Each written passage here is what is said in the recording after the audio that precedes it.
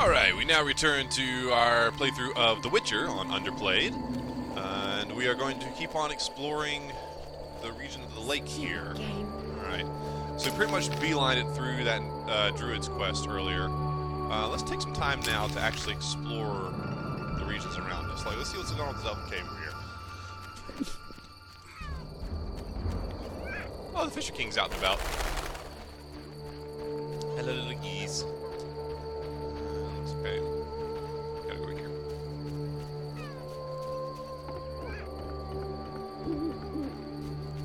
So I mentioned that I really thought that putting us in this setting for Chapter 4 was an excellent move for the game's pacing. It's a little bit more quiet, it's a little bit more peaceful and idyllic, more so than just this shitty downtrodden town that we've been spending the last 3 chapters in. And I think that's an excellent move. Showed some real foresight on the developers' part to understand that we don't really want to just trudge through scene after scene in the same settings. Elves wander eternally. Friendly guy. What will I find in here? The Cave of Wonders. Alright. Teruvial! Hey, I recognize her from the books. She gave Dandelion his new loot in the very first book in the Witcher series. Greetings, Geralt. Greetings, Elf. Have you forgotten me? Much time has passed since our encounter at the end of the world. I lost my memory. No matter. I am called Teruvial, and I am pleased to find you again.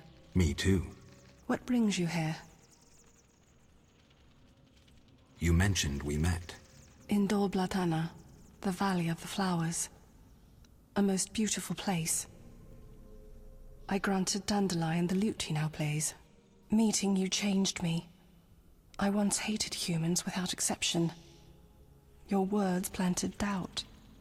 When the war brought all that hatred, I realized there was another way. I'm glad. As am I, Witcher. Hey, a friendly elf, finally. Is there any way I can help? Indeed. We're wounded and hungry. Negotiations with the peasants went poorly. Our dignity is all we have left. What can I do? You could buy fresh bread. 20 orange should cover 5 loaves. I'll return soon. Alright, you gotta find some bread, huh? Don't I have When some will bread this with me? end? No, I haven't been carrying any of that around anymore. Okay, I can do that. Wow, she even gave me money to go buy it with, instead of just asking me to do it with my own coin. Kedmil Vakern. Greetings. Who are you? When the chaos of war surrounds us, few care for beauty and harmony. I ensure that beauty remains in the world. I create customized objects. You're a craftsman? Craftsmen produce useful items. The beauty of my works could awaken the dead. There are quite a number of you here. We escaped from Vizima. The wounded and sick lie in the cave. If you like, speak with our leader, Teruvial. Any trouble from the inhabitants here? The Lady of the Lake reigns in this land. We're safe here, though I have heard of conflict with the Vodianoi. The Lady of the Lake? The goddess of this land. Listen to the bubbling waters, the whispering of the trees. Look at the waving grains, the smiling people. You'll sense it too. I think I get it. You'll understand when you meet her. I hadn't met Farewell. her.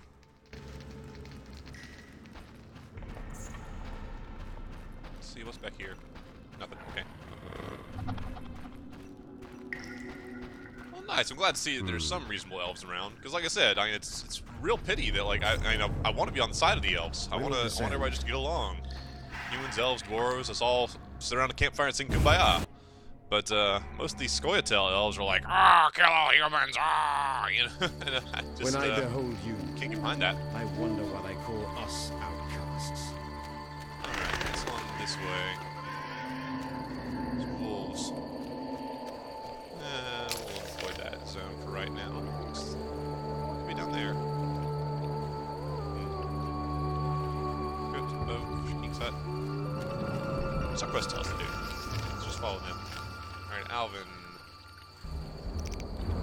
And the daily bread, need to find a baker, merchant. Ah, crypt. Okay. Well, let's go see what we find at the crypt.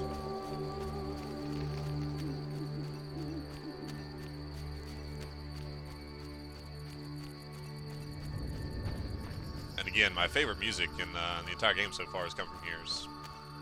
That's a very peaceful, serene female vocalist that we may be familiar with from other, like, it's a pretty common trope as far as musical scores go, you know. Usually we hear this as some great big battle is going on to let you know how terrible war is, you know. But here we actually have peaceful singing in peacetime. It's great. Alright, there's the corpse those wyverns were tearing apart.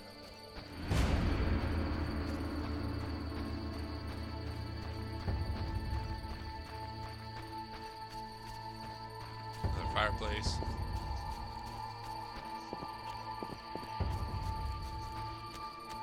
So the big theme, the moral of this story for this chapter is pacing, and what a good job that can do with breaking up the gaming experience. And let's talk about what pacing is for a little bit. You know, that's kind of a term that gets thrown around a lot. It's kind of like when MMO players talk about scaling. You know, it's a word that comes up very much, but I don't know if many people really understand it. Berengar, mysterious witcher and outcast. I finally found him. Ooh. What the hell am I doing here?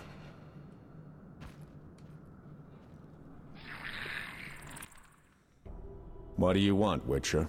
I've been looking for you, Berengar, for some time. I have some questions. You mean you're not looking for that legendary suit of armor?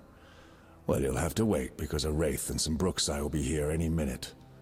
You think you can handle them? Think I can't? Fine. Play tough. As that old stooge Vesemir used to say, let's fight and see. I can hear them coming. Get ready. I've been ready since childhood. Those bastards at Kaer Morhen saw to that. This guy isn't a very friendly witchery at all, is he? Oh, there's bad guys here.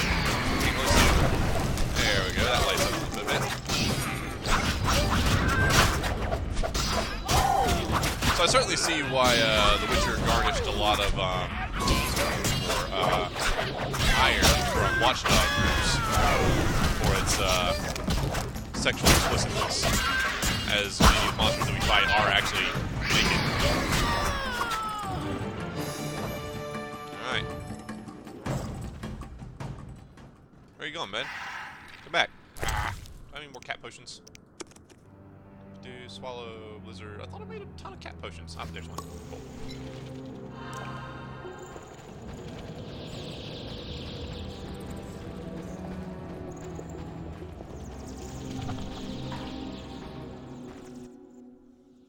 Nice style, but not perfect. During a half pirouette, you leave your groin unprotected. I don't think so. I'll demonstrate when we get out of here. I don't intend to discuss swordplay. What do you know about Salamandra? Straight to the point. Know why I'm laughing, Geralt? No. I'm laughing at you. So witchily, fast, deadly, and sure of yourself, with your unwavering sense of what's right.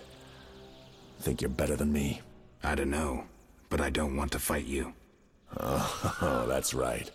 The code forbids it. Watch it. Here they come again. It's interesting to note that you can see he wears another witch medallion, but even the medallion that he wears looks different from mine.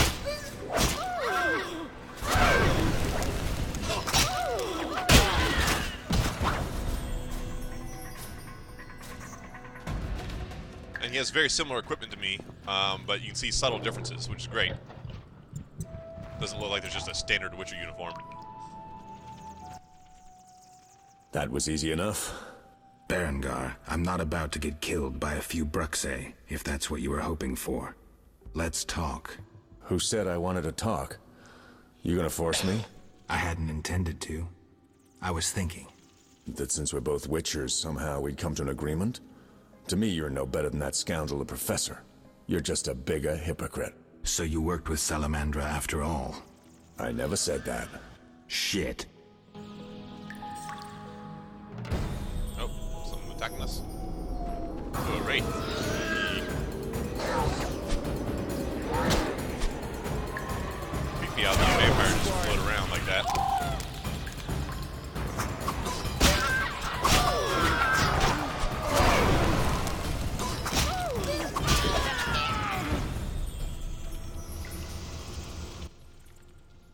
Looks like we're done here.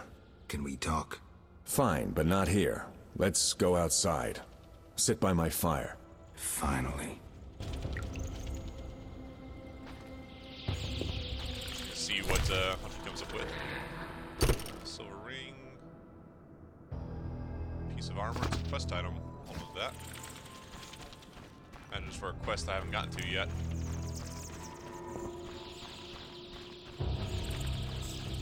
So yeah, so let's talk about with the whole pacing debate.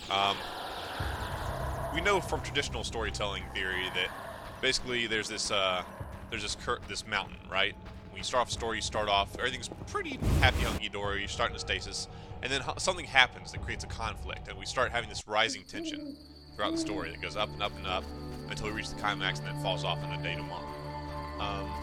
And along the way, it's not a straight line up to the final climax, it's a bumpy curve, you know? Rises, falls, rises, falls, rises, falls, as we have little conflicts that resolve themselves.